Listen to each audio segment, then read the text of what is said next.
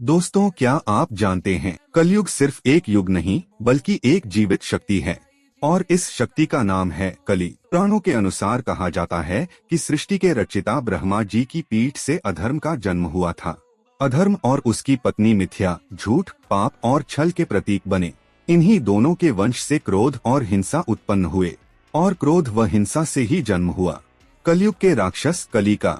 एक दूसरी कथा बताती है कि समुद्र मंथन के समय जब भगवान शिव ने हलाहल विष पिया तो उस पात्र में विष की कुछ बूंदें बच गईं।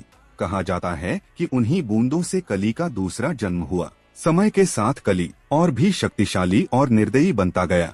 उसने अपनी बहन दुरुक्ति से विवाह किया और उसकी दूसरी पत्नी बनी अलक्ष्मी, जो माता लक्ष्मी की बहन मानी जाती है।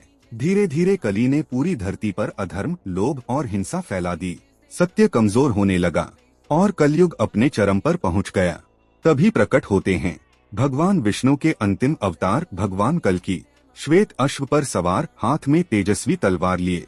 धर्म और अधर्म का भयंकर महायुद्ध होता है। इस युद्ध में कली पराजित हो जाता है, लेकिन उसका अंत यही नहीं होता। डर के मारे कली दूसरे कल्प में भाग जाता है। कहा जाता है कि कली के अंत के साथ ही कलयुग भी समाप्त हो जाता है।